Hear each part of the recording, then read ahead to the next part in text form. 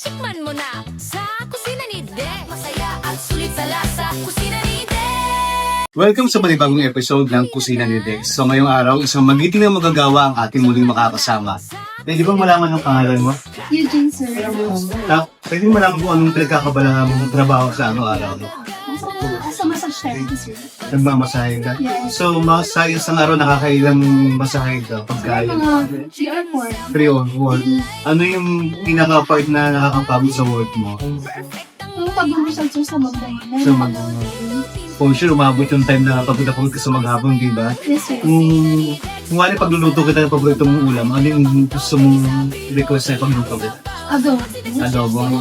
Sige, bigyan mo ako ng oras, babalikan kita. Bigyan mo ako sa pagdakay, babalikan kita. Sige, sir. Sige, babalikan ko sa adobo.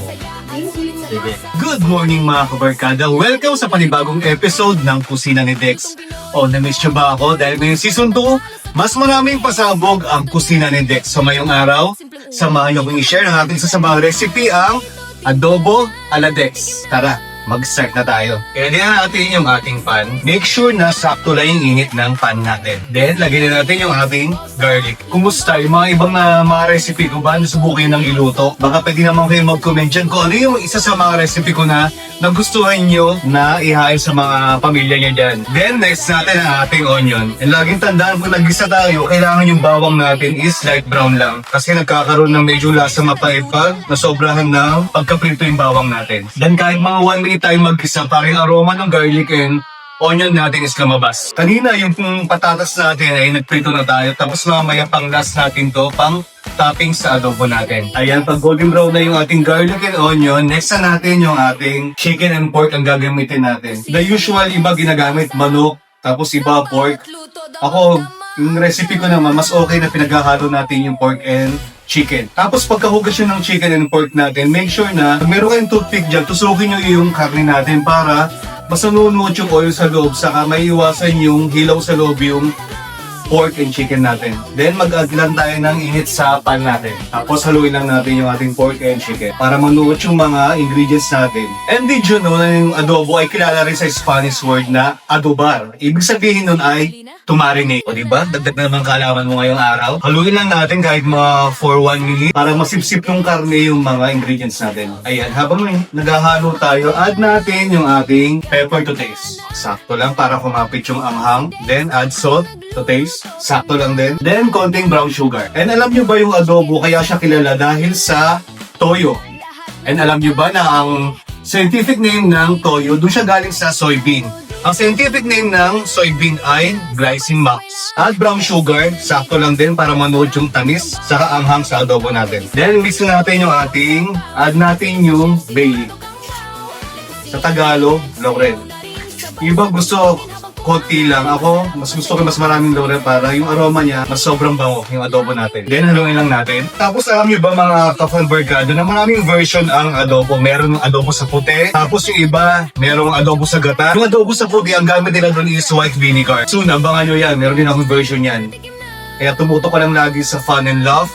Saka sa akin kusina ni Dex dahil iba't ibang putahe ang matututunan nyo sa akin. Hindi mag-asawa yung family nyo. So, bawat araw-araw, ibang ulam, di ba? Antay lang natin mag-light brown yung karne natin. Then, mag-add tayo ng konting patis to taste. Then, pwede tayo mag-add ng soy sauce. Then, add tayo ng kahit mga 1/2 cup na water. Then, wait lang tayo kahit mga 30 minutes. Then, okay na ang ating adobo ala Dex. So, ayan mga ka-Fanbarkada, malapit na maluto ang ating adobo ala Dex. Then, add na natin yung ating patatas. Kanina ito yung na-set aside natin, na-prito na natin to. So, itoppings na natin yung ating patatas. Haluin lang natin ng konti. At syempre, meron ba kayo napansin? Ang kukumpleto sa ating adobo ala Dex, ang ating magic sarap. Dahil mas kumpleto ang lutuin at mas masarap ang lutuin pag binudburan ng magic. Ito yung papa-special sa adobo natin. Pag malapit ng maluto, mag-add lang tayo ng magic sarap. Then, haluin lang natin. 5 minutes, ready na ang ating adobo ala Dex. So, ayan mga kakusina ni Dex. Luto na ang aking special adobo ala Dex. For sure, matutuwa ang isang dakilang masahista na si Ate Eugene na titikim mamaya ng aking adobo. Lagi mo sinasabi, healthy na to.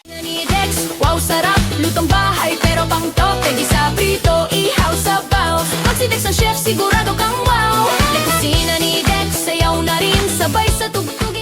So, ayan, Ate Eugene, as I promise, babalik ako para patikin mo sa'yo, request mo na adobo. Okay, sir. Ito na. Let's try, sir. Sige. Huwag ka maghanap ka ng kanin mamaya din. Amoy pa lang, sir. Masarap na. Di ba, pasado? Yes. Tikman natin, sir.